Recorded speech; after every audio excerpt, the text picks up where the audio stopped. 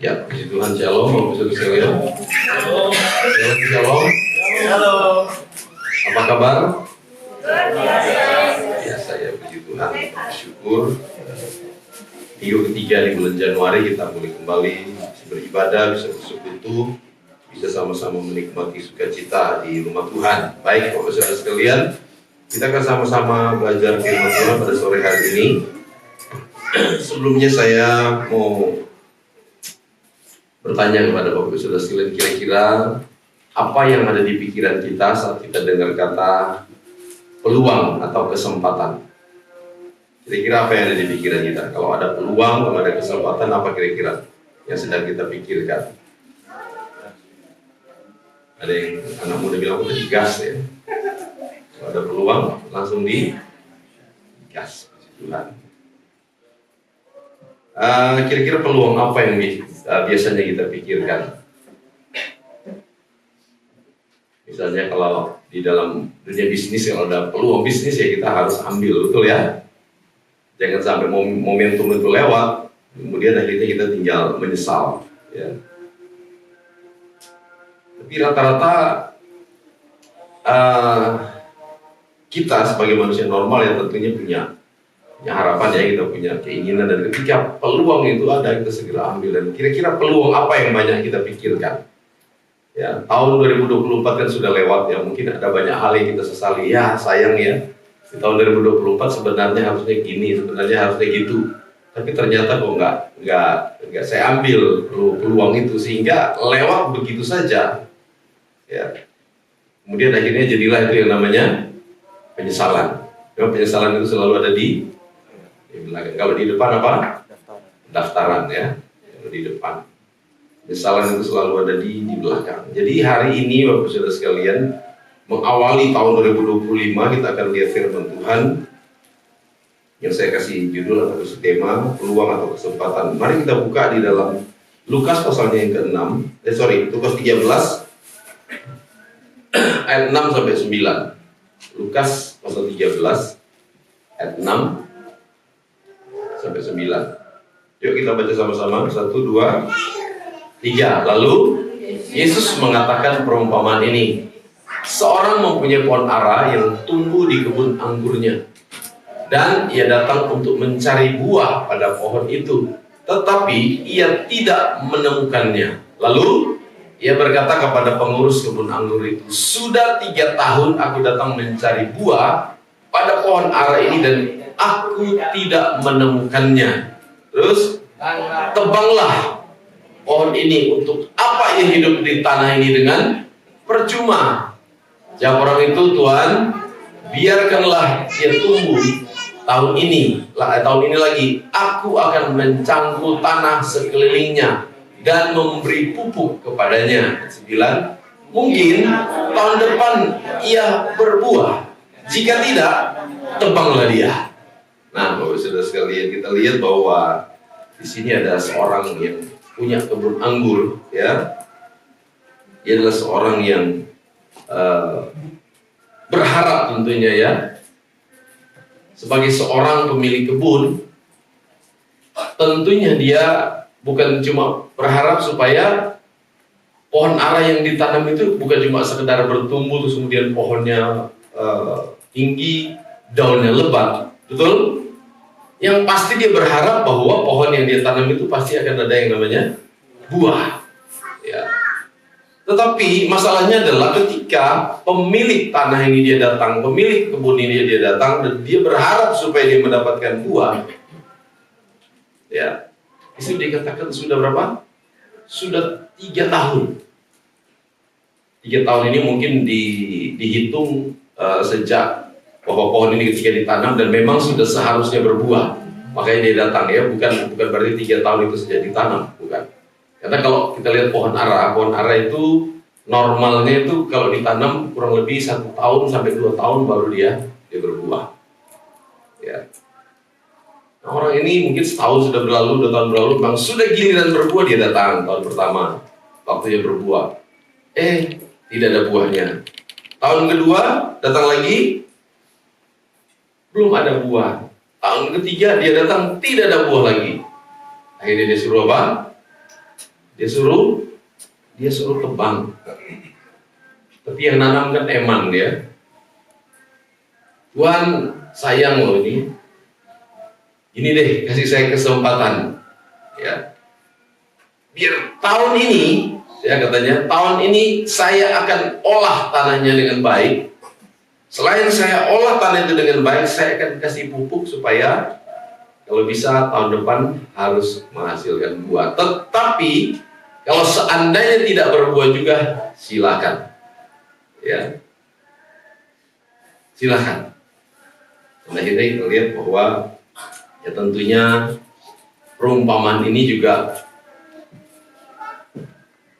itu punya arti yang sangat luar biasa. Kenapa sampai Yesus sampaikan ini?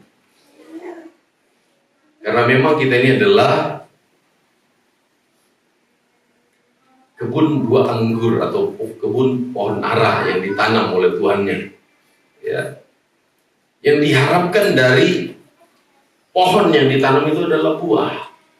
Ya, yang diharapkan dari kebun itu adalah hasil, ya, bukan cuma sekedar pohon itu tumbuh. Ya. Tadi pagi kita juga sudah belajar ya lewat firman Tuhan. Tadi pagi apa yang disampaikan, ada yang ingat nggak tadi pagi? Ya, judulnya apa? Amanat agung. Ya, saudara sekalian, amanat agung. The Great Commission. Jadi Tuhan mau supaya setiap umatnya, setiap murid-muridnya, setiap anak-anaknya itu pasti harus menghasilkan buah. Bukan cuma sekedar kita menerima anugerah jadi anggota keluarga Allah, tapi kita itu diberi kesempatan oleh Tuhan, diberi peluang untuk supaya melalui hidup kita ada buah-buah yang dihasilkan. Amin, Bapak Saudara sekalian. Yang mau berbuah katakan amin. Ya. Saudara, inilah yang disebut bahwa kita dikasih kesempatan, kita diberi peluang lagi oleh Tuhan. Memang kalau berbicara buah banyak ya, ada buah pertobatan, buah keselamatan dan sebagainya, buah kebenaran. Ya. Tapi yang penting kita tuh harus berbuah. Buah keselamatan itu artinya Tuhan sudah kasih kita keselamatan, terus kemudian kita juga bisa berbuah. Orang lain diselamatkan karena kita. Buah pertobatan adalah melalui hidup kita, melalui kesaksian pertobatan kita, orang lain itu bisa bertobat. Itu namanya buah. Buah pertobatan. Buah kebenaran adalah ketika kita melakukan yang benar, ketika kita berperilaku sesuai dengan kebenaran, orang-orang di sekitar kita itu terberkati dan mereka juga hidup di dalam kebenaran. Itu namanya ada hasil, ada buah. Ya. Hari ini Bapak Saudara sekalian, bahwa Tuhan mau supaya ketika didapati bahwa ada buah-buah yang muncul. Ya, tadi pagi saya betul-betul tersentuh Bapak Saudara sekalian, dan saya langsung tersentak ketika ada kesaksian yang, ya. Dan ibu tadi siapa namanya, Gunung ya. Dan dia dapat pernyataan bahwa gereja ini kelihatannya kecil tapi sebetulnya besar. Itu sangat menggugah di saya Bapak Saudara sekalian. Ya. Kenapa besar? Karena dampaknya. Ya, bukan karena jumlahnya, bukan karena kuantiti, bukan karena kuantitas, tapi kualitasnya. Ada dampak yang besar.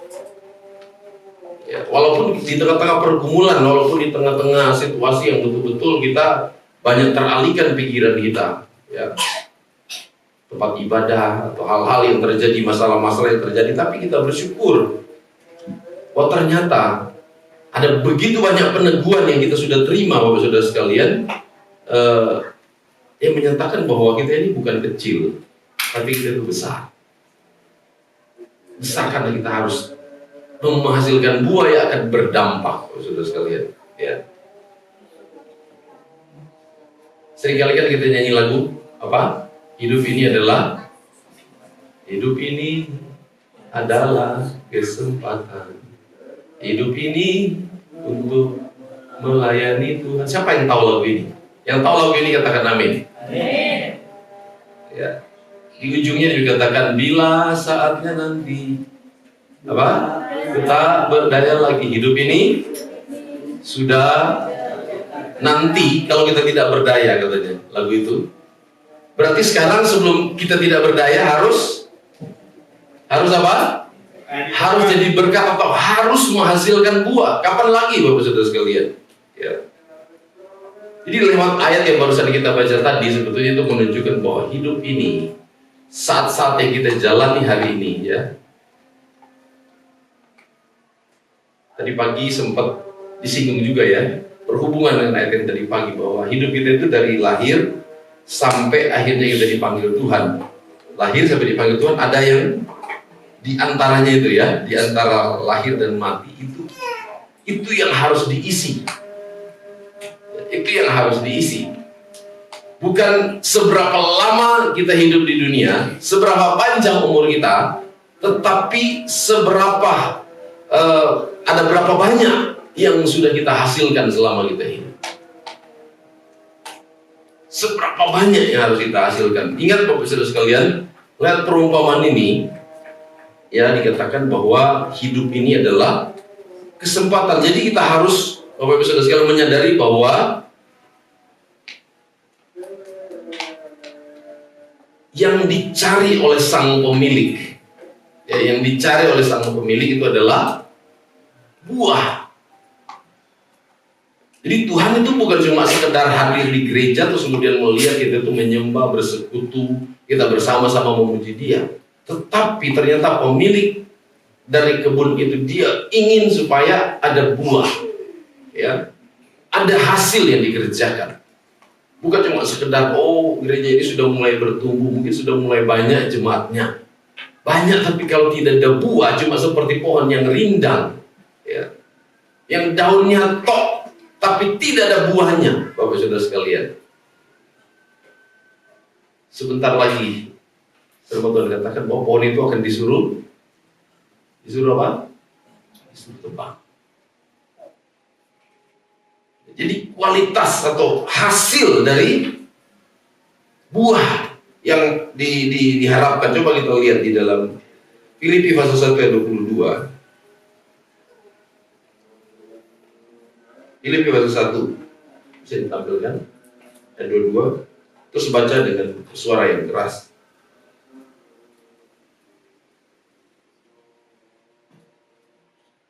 Satu, dua, tiga. Tetapi jika aku harus hidup di dunia ini, itu berarti bagiku bekerja memberi buah. Di mana yang harus dipilih? Jadi Rasul Paulus, kalau di ayat sebelumnya dikatakan hidup adalah Kristus, mati adalah keuntungan. Tapi kalau disuruh pilih, harusnya dia masih memilih hidup, karena dengan hidup Paulus itu bisa menyelamatkan banyak orang. Dengan kehidupan Paulus dia bisa menghasilkan buah, saudara sekalian. Hidup itu bukan berarti hidup yang menghasilkan buah, bukan tunggu kita punya kehidupan yang mewah, ya, kita sukses, ya, atau kita mungkin merasa saya harus kaya dulu, saya harus berhasil dulu secara materi, atau saya harus sekolah Alkitab dulu baru saya menghasilkan buah. Enggak, saudara sekalian. Kapanpun ketika Tuhan menghendaki kita berbuah, kita harus menghasilkan buah. Tidak harus sukses, tidak harus kaya dulu, tidak harus mewah dulu, ya. Tetapi kapanpun Tuhan mengharapkan buah, kita harus menghasilkan buah. Artinya bagaimana kita harus mengambil kesempatan untuk bisa hidup berguna. Sama-sama ngomong berguna. Coba lihat kiri kanan, orang-orang di samping kita masih berguna nggak bagi kita mereka itu?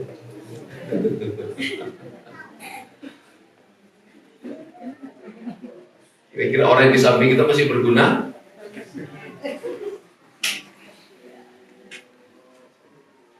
Bahaya kalau sudah ada yang nggak berguna, ya, saudara sekalian. Kalau hari ini mungkin masih kita belum berguna bagi orang lain, belum bermanfaat, Tuhan masih kasih kesempatan buat kita. Amin. Saudara, di ayat yang bagian yang kedua tadi, poin yang pertama adalah hidup adalah peluang atau kesempatan untuk berbuah. Jadi hidup itu kita pakai, ambil kesempatan.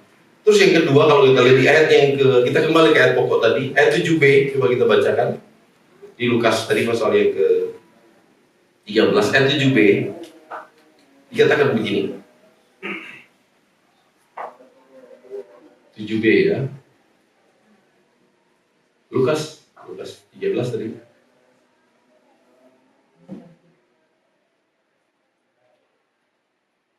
Oke, lalu ia berkata kepada pengurus kebun anggur itu, sudah 3 tahun aku datang mencari buah pada pohon ara ini dan aku tidak menemukannya. Tebanglah pohon ini, untuk apa ia hidup di tanah ini dengan percuma.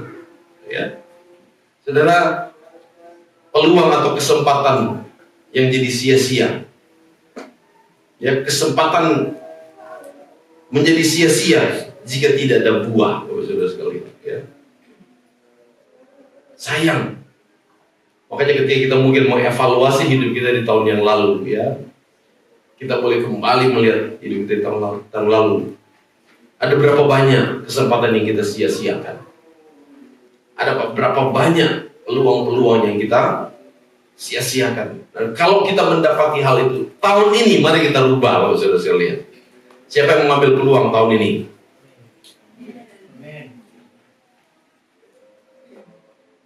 Aminnya banyak ragu-ragu ya. Siapa yang mau ambil peluang, mau ambil kesempatan di tahun ini? Amin. Tahun lalu kita gagal, tahun ini kita percaya bahwa kita pasti berhasil. Amin.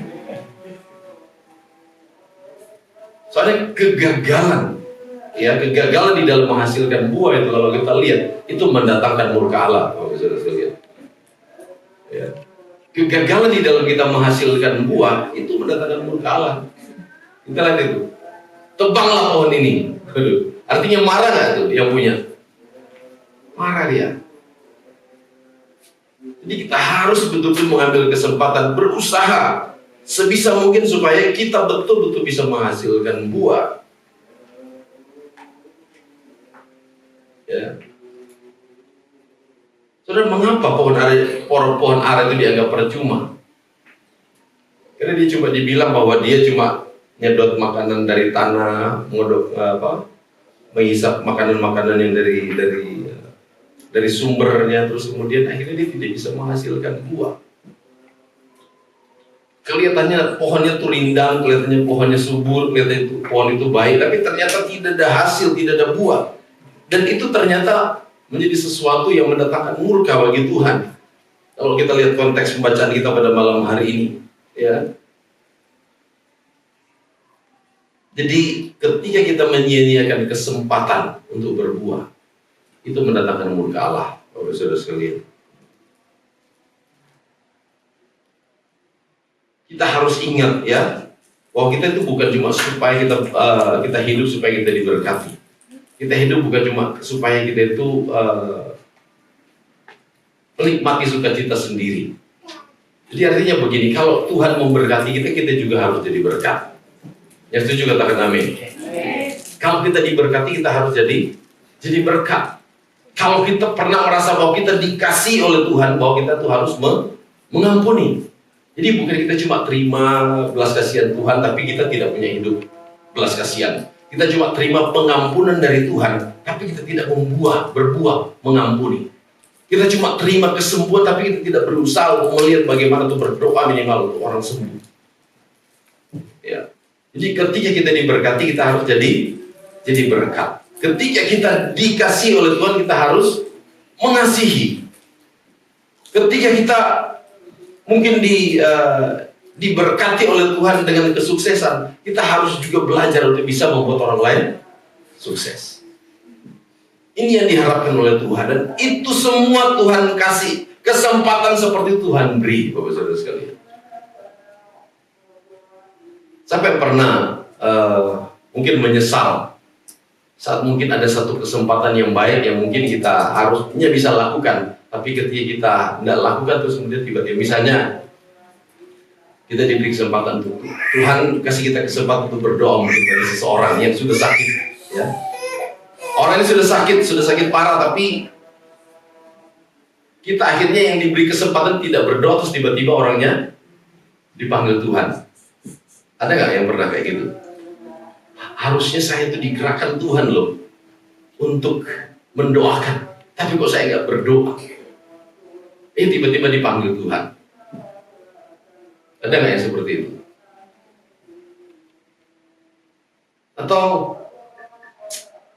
tadinya sebetulnya sudah diingatkan Tuhan untuk ngomong sama orang itu, jangan pergi misalnya. Tapi kok saya nggak lakukan? Tiba-tiba ternyata dia pergi dan kemudian apa? Kecelakaan kah? Atau apa sebagainya. Ada kayak pernah alami seperti itu? Padahal sebetulnya kita punya peluang untuk menyelamatkan orang. Kita punya peluang untuk menjadi berkat bagi orang, tapi kita tidak lakukan. Saudara, itu ternyata mendatangkan murka. Jika kita diberi buah oleh Tuhan dan kita tidak hasilkan buah, itu mendatangkan murka Allah. Ya. Saya percaya kita semua hadir pada sore hari ini, kita harus menghasilkan karena kita sudah diampuni oleh Tuhan. Ya, kita ini adalah manusia berdosa yang sangat jahat. Ketika kita merasa kita diampuni, harusnya tidak ada lagi alasan bagi kita untuk tidak mengampuni. Yang setuju katakan amin. Kalau kita menyadari bahwa kasih Tuhan besar buat kita, harusnya kita juga bisa menyalurkan kasih itu kepada orang lain. Itu namanya kita menghasilkan buah. Di ayat yang ke-8 dan 9 dikatakan, jawab orang itu, Tuhan, biarkanlah dia tumbuh tahun ini. Ini lagi, aku akan mencangkul tanah sekelilingnya dan memberi pupuk kepadanya. Mungkin tahun depan ia berbuah, jika tidak, tebanglah ia. Ya. Saudara, ya mungkin dengan kesungguhan hati kita, ya, dengan kesungguhan hati kita, itu akan mendatangkan komitmen yang baru yang kita bangun, komitmen yang baru yang kita bangun dengan Tuhan. Itu akan membuat Tuhan itu berkemurahan. Artinya kemurahan Tuhan itu belum habis sampai saat ini, saudara sekalian. Melalui apa yang barusan kita baca ini, ya, oh ternyata Tuhan masih terus kasih kita kesempatan. Tuhan masih terus kasih kita kesempatan untuk menghasilkan buah. Jadi jangan sia-siakan, ambil kesempatan ini, saudara sekalian. Ya, jangan tunda-tunda. Alkitab katakan pergunakan waktu yang ada karena hari-hari adalah jahat. Sadarilah bahwa kemurahan Allah itu masih terus terjadi. Kemurahan Allah itu dicurahkan melimpah. Sehingga waktunya kita untuk ambil peluang, ambil kesempatan. Saudara, apa yang kita planningkan di tahun ini? Ya, karena ini memang awal tahun, ya memang khotbah saya mengarah ke situ. Strategi apa yang sudah kita bangun di tahun ini? Tahun ini kita mau ngapain? Ya. Adakah peluang-peluang yang sudah kita lihat bahwa saya akan begini, saya akan begini, saya akan begini? Harusnya seperti itu, Bapak Saudara sekalian. Ya. Jadi kadang-kadang Tuhan kasih peluang, kita mengabaikannya, dan kalau itu betul-betul terjadi, sekali lagi poin yang kedua tadi, itu akan mendatangkan murka Allah.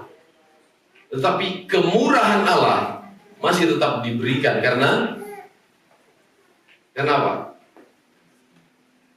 Karena kalau kita hidup sampai hari ini, artinya itu kemurahan Allah itu masih diberikan. Artinya Tuhan masih kasih kita kesempatan. Coba lihat kiri kanan, kamu masih diberikan kesempatan. Jangan sia-siakan kesempatan itu. Amin. Hormati kemurahan Allah itu. Hormati kesempatan yang Tuhan beri. Artinya kalau saudara masih diberi kesempatan oleh Tuhan untuk melayani, berbuah. Ya. Tuhan masih kesempatan kita untuk berbuat baik. Saudara, di sini siapa yang masih punya orang tua? Yang masih punya orang tua katakan amin. Ya.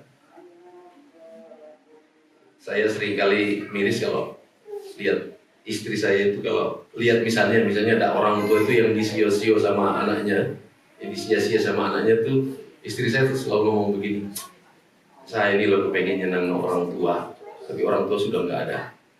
Giliran anak-anak sekarang itu yang masih punya orang tua itu loh, yang kadang-kadang nggak bisa nyenangkan orang tua. Giliran orang tua sudah nggak ada, baru kemudian nangis-nangis, ya kan? Giliran sudah ada orang tua, baru kemudian terasa oh ternyata tidak ada orang tua itu susah. Ya. Artinya ambil kesempatan, bagi yang masih punya orang tua, sayangi dan kasih orang tua. Jangan cuma disakitin terus orang tua, dibohongin terus. Ya. Ambil kesempatan. Menghasilkan buah bukan cuma berarti kita melakukan hal yang spektakuler, hal-hal yang luar biasa dianggap wah. Sebagai anak, ketika kita menghormati orang tua itu sesuatu, itu juga mendatangkan dampak yang luar biasa. Saya mau kasih tahu anak-anak yang masih punya orang tua, ya, menghormati orang tua itu salah satu hal yang akan membuat hidupmu beruntung. Itu bukan kata saya, tapi itu kata firman Tuhan. Kalau mau hidup kalian itu betul-betul beruntung, berbahagia, Efesus pasal 6 ayat yang ke-1-3, hormatilah orang tua. Kapan lagi? Sejak mereka hidup. Ya kan, sampai sudah tidak ada, baru kemudian kita mau bawa bunga yang bagus-bagus di makamnya. Percuma. Betul nggak? Waktu masih hidup, nak tolong belikan papa capcay. Aduh repot, uangnya nggak ada. Padahal kadang-kadang ada. Cuma disuruh, tolong ambilkan itu. Waduh, kok saya terus yang disuruh. Nah, lihat orang tuanya sudah tidak ada ya, baru kemudian menyesal lah. Penyesalan itu di belakang. Kalau di awal apa? Jangan sampai, saudara sekalian. Jadi kesempatan, peluang itu harus diambil. Tuhan masih kasih kita kekuatan, masih kita kesehatan, artinya ambil peluang. Kalau ada peluang kerja, kerja. Kalau ada peluang sekolah, sekolah. Kalau ada peluang melayani, melayani. Kalau ada peluang untuk kita mengampuni, kita mengampuni. Ada peluang kita mengasihi, kita mengasihi. Kapan? Sekarang. Amin, Bapak Saudara sekalian. Ada peluang untuk berdamai. Yang masih belum berdamai, ayo berdamai. Jangan sampai Tuhan datang itu masih ada musuh. Saudara, di surga nggak ada orang yang punya musuh. Jangan sampai gitu tuh akhirnya gara-gara nggak berdamai terus nggak bisa masuk surga. Ya, sampai masih punya musuh, ayo cepat-cepat bertobat. Ya, setuju, katakan amin. Saudara, kesempatan ini disia-siakan, ya, itu akan mendatangkan murka Allah. Kita buka Roma pasal 2 ayat 4.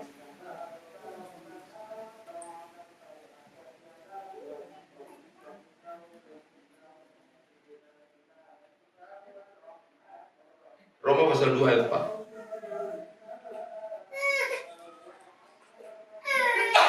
Ayo baca sama-sama. 2, 3. Tahu belum ya? Maukah engkau menganggap sepi kekayaan kemurahannya, kesabarannya, dan kelapangan hatinya? Tidakkah engkau tahu bahwa maksud kemurahan Allah ialah menuntut engkau kepada pertobatan?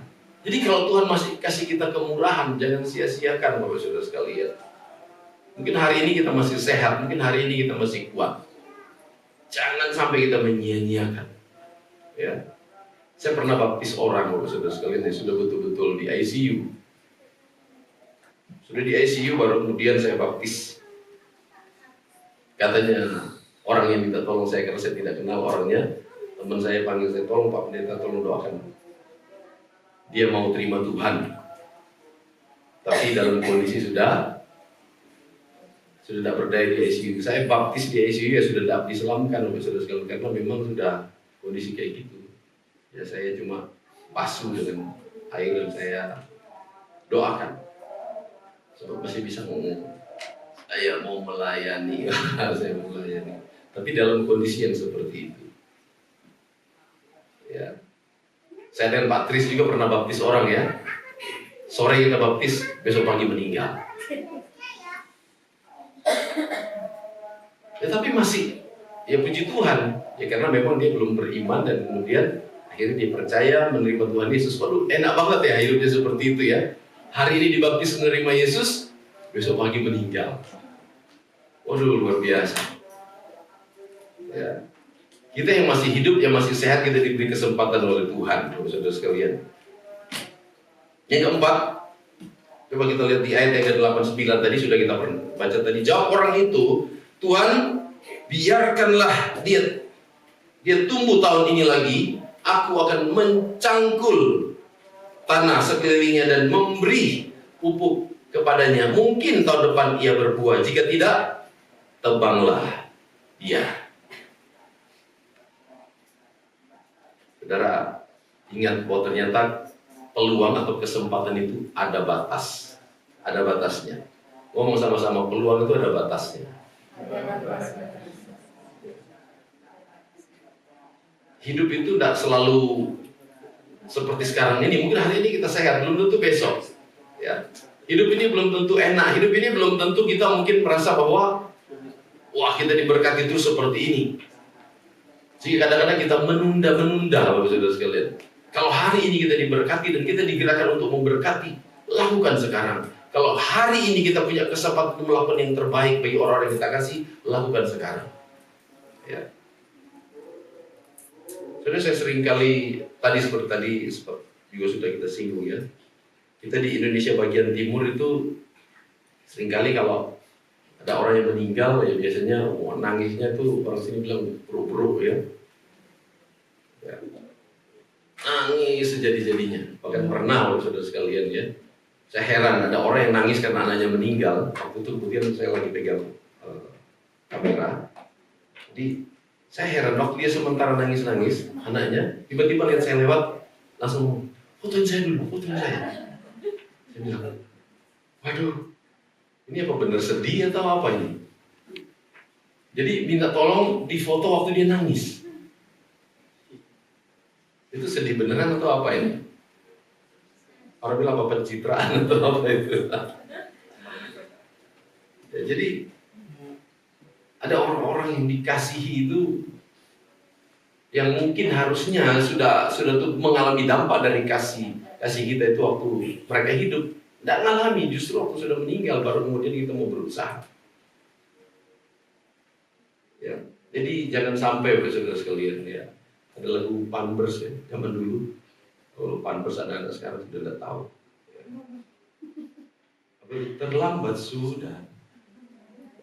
Nah, yang kemarin tahu itu. Jangan sampai terlambat, saudara sekalian. Saya pernah, saudara sekalian ya, berangkat ke Semarang, saya dibeliin tiket sama orang, tiket VIP. Berangkat pelayanan ke Semarang. Ya harusnya ada kesempatan untuk berangkat duluan, harusnya berangkat duluan nih. Kita berangkat mepet waktunya. Saya sampai di pintu gerbang sudah mau masuk di kereta. Tiba-tiba saya bilang, loh, kereta ini yang saya mau naikin. Jadi waktu dia pergi saya cuma tinggal gini, dadah ya. Akhirnya ya dari VIP. Karena memang ada pelayanan, saya akhirnya beli tiket sendiri dengan ekonomi. Kan sayang Bapak Saudara sekalian. Coba kita ambil kesempatan itu dari awal ya, berangkat duluan. Ya jangan sampai terlambat. Akhirnya sudah terlambat. Buat apa akhirnya? Sekali lagi penyesalan itu di belakang. Ada batasnya, ada batasnya. Ya, jangan sampai saudara sekalian. Nah, bagaimana cara menggunakan kesempatan, saudara? Bagaimana kita mengambil peluang? Di ayat 8 ya, kita tidak usah.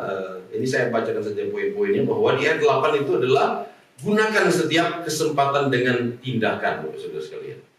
Ya, jangan cuma beri-beri. Oh iya, ada kesempatan ini. Oh iya, ada kesempatan. Tapi cuma ngomong toh. Oh, saya pasti akan melayani. Oh, saya pasti akan menolong. Oh, saya akan begini, saya akan. Tapi cuma ngomong. Akhirnya cuma sebatas ngomong dan kemudian tidak terjadi. Ya. Jadi ambil kesempatan itu dengan tindakan. Amin, Bapak Saudara sekalian. Ambil peluang itu dengan bertindak. Oh, ini ada peluang kerja. Oh, kayaknya kalau saya kerjakan ini pasti ini. Oh, kalau saya kerjakan ini pasti begini. Tapi gitu terus, enggak bertindak. Tahun ini saya mau melayani, saya pasti melayani. Tahun ini saya mau berusaha. Tahun ini saya mau baca Alkitab. Tahun ini saya mau betul-betul setia. Tahun ini saya mau terlepas dari. Tapi cuma ngomong toh, itu tidak akan terjadi. Di saat kita bertindak, kita akan lihat bahwa apa yang kita lakukan itu akan menghasilkan buah. Ya. Karena peluang itu akan membuat kita punya kehidupan yang berubah, saudara sekalian. Ya. Dan satu ayat di dalam Pokok pasal 11 ayat 4. Pokok pasal 11 ayat 4.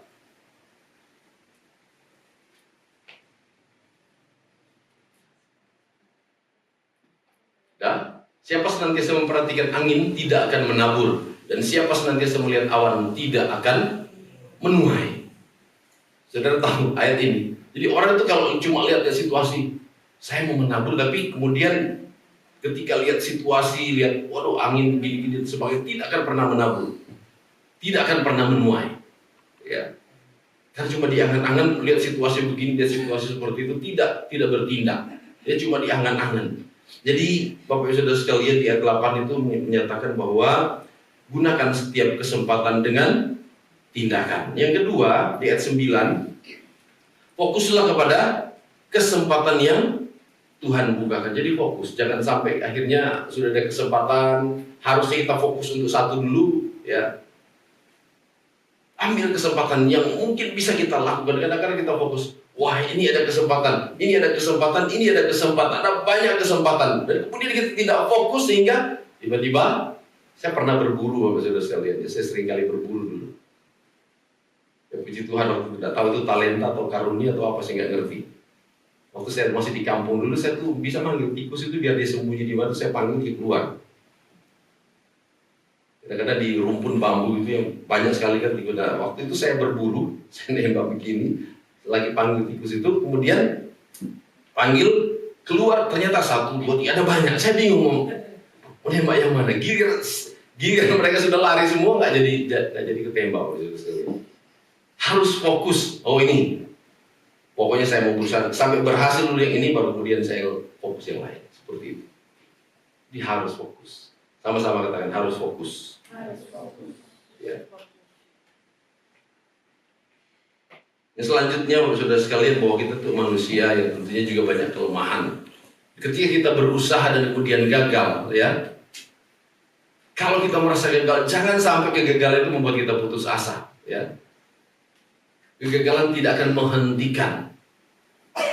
Kegagalan tidak boleh membuat kita itu keluar dari rencana Tuhan.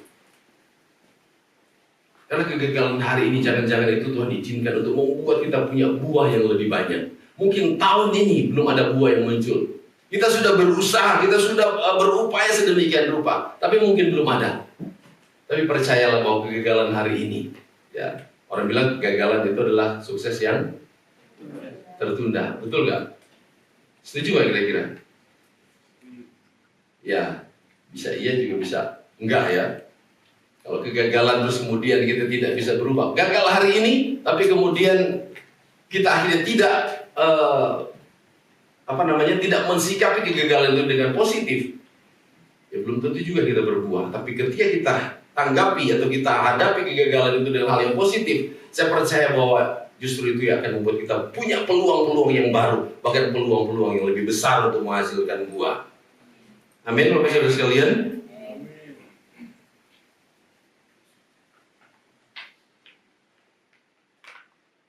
Oke, mari kita buka di dalam Mazmur pasalnya yang ke-103 ayat 8 dan 9.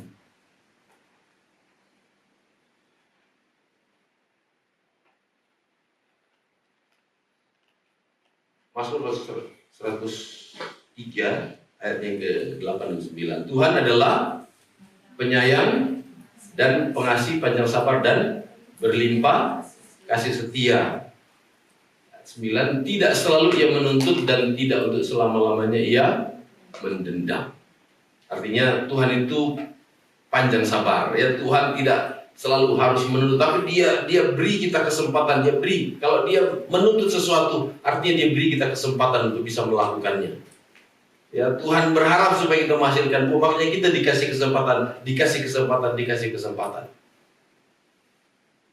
Tapi sekali lagi, kesempatan itu ada batasnya. Jadi ambil kesempatan, ambil peluang itu. Kalau Tuhan masih kasih kita peluang untuk melakukan yang terbaik, lakukan yang terbaik. Ya, jangan kita fokus dengan kegagalan mungkin masa lalu, tapi kita fokus kepada peluang dan kemurahan Tuhan yang Tuhan percayakan kepada kita di tahun ini. Kita sendiri sudah berdoa di tahun lalu dan kita percaya bahwa Tuhan akan kasih kita tempat ibadah yang permanen, tapi ternyata tahun lalu belum terwujud. Apakah kita patah semangat, Bapak Saudara sekalian? Enggak ya, enggak patah semangat. Kita justru tetap percaya bahwa ada hal-hal yang luar biasa mungkin yang Tuhan sediakan. Tahun lalu kan kita berencana apa? Mau apa? Kredit lah dan sebagainya. Kita tidak tahu ke depan. Jangan-jangan mungkin Tuhan mau percayakan berkat yang lebih besar. Ya, jadi tetap ada peluang kita ambil, ada peluang kita ambil, dan tetap beriman, tetap percaya ya bahwa segala sesuatu semua ada dalam kontrol Tuhan. Tuhan melihat kesungguhan hati kita, ya seperti penggarap itu aja dikasih kesempatan. Tuhan akan kasih kita kesempatan untuk kembali mendapatkan peluang, untuk berhasil, untuk sukses, ya, untuk terus bisa dipakai oleh Tuhan, untuk terus diberkati, untuk disembuhkan, untuk mengalami perkara-perkara yang luar biasa bersama Tuhan. Jadi ambil peluang, senangkan hati Tuhan. Firman Tuhan katakan, carilah dahulu kerajaan Allah dan kebenarannya, maka yang lain-lain akan Tuhan tambahkan. Ambil peluang untuk mencari kerajaan Allah, maka yang lain-lain Tuhan akan tambahkan. Amin, saudara sekalian. Tuhan berkati kita semua. Biarlah firman Tuhan jadi berkat buat kita, supaya kesempatan yang Tuhan beri kita pakai untuk memenangkan jiwa. Kesempatan yang Tuhan kasih adalah kesempatan bagi kita untuk menyenangkan hati Tuhan. Kesempatan yang Tuhan beri adalah bagi kita untuk menjadi berkat bagi orang lain. Mari sama-sama kita bangkit berdiri, kita sama-sama berdoa.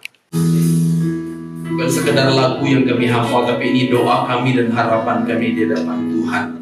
Supaya kesempatan yang Tuhan beri bagi kami boleh pakai untuk melayani Tuhan, menyenangkan hati Tuhan, mengasihi sesama, melakukan yang terbaik yang bisa kami kerjakan. Tentunya bukan hal yang mudah ya Tuhan. Mungkin kami berusaha dan kemudian kami menemukan bahwa kami gagal. Oleh sebab itu kami berdoa memanggil nama Tuhan yang akan memberi kami kekuatan, yang akan memberi kami kemampuan.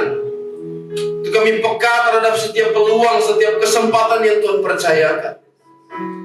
Kami mau ambil setiap kesempatan itu untuk melakukan yang terbaik bagi Tuhan maupun bagi sesama, bagi orang-orang yang kami kasihi.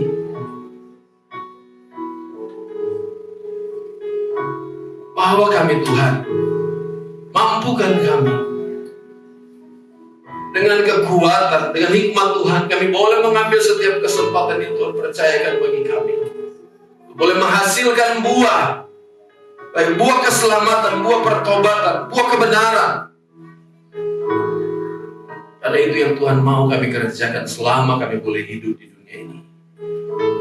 Meteraikanlah setiap firman ini yang sudah kami dengar, itu boleh tertanam, bertumbuh, bahkan berbuah untuk kemuliaan Tuhan. Di dalam nama Tuhan Yesus Kristus kami berdoa. Haleluya. Amin. Tuhan memberkati kita semua.